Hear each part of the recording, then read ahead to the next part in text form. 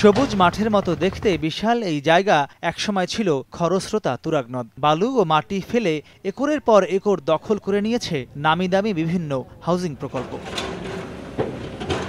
বৃহস্পতিবার সকাল থেকে তুরাগের আমিনবাজার অংশের বড় বরদেশি মৌজায় এমন ৩টি হাউজিংয়ে অভিযান চালায় বিআইডব্লিউটিএ। ভেঙে দেওয়া হয় হাউজিংগুলোর সীমানা পিলার ও ভরাটের কাজে ব্যবহার হওয়া অবৈধ ড্রেজিং পাইপ। নদীর পারে অসংখ্য আপনার হাউজিং এবং কোম্পানি এখানে ভরাট করে ফেলেছে। আবুল খয়ের গ্রুপের সীমানা প্রাচীর দিয়ে রেখেছিল, সেটাও আমরা উচ্ছেদ করেছি। এখানে লক্ষ লক্ষ ঘনমিটার মাটির পরিমাণ।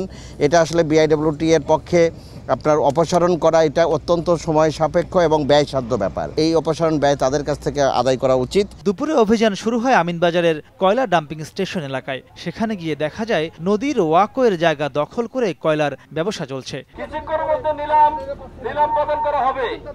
বিএডব্লিউটিএ তাৎক্ষণিক নিলামের মাধ্যমে কয়েক কোটি টাকার কয়লা ২৫ লাখ টাকায় বিক্রি করে দেয়। যদিও নদীর সীমানা পিলার নিয়ে প্রশ্ন তোলেন কয়লা ব্যবসায়ীরা।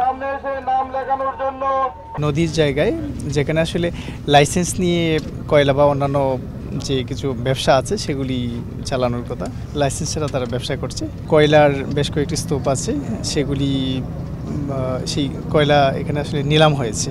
গভর্নমেন্ট জায়গা কতটুক, পাবলিক জায়গা কতটুক আমাদেরকে নির্দিষ্ট করে দিক যে এই পর্যন্তই আপনারা খোলা হিসেবে ব্যবসা করতে পারবেন, অথবা স্ট্রাকচার করতে গেলে এর পরে গিয়ে করতে পারবেন। আমরা কিন্তু এই দিক নির্দেশনাটা এখনো পাই নাই। নদীপাড়ের অবৈধ স্থাপনার পাশাপাশি এসব সীমানা পিলার ও ওয়াকওয়ের সীমানা নিয়েও নানান প্রশ্ন রয়েছে। তাই সংশ্লিষ্টরা বলছেন, সম্প্রতি সময়ে চলা জোরালো নদী উদ্ধারের অভিযানের মতো একইভাবে ঢাকার চারপাশের নদীর সীমানা ও এসব ওয়াকওয়ের সীমানা প্রভাবের ঊর্ধ্বে উঠে নতুন করে বসানো প্রয়োজন। মাহমুদ রাকিব, সময় সংবাদ, ঢাকা।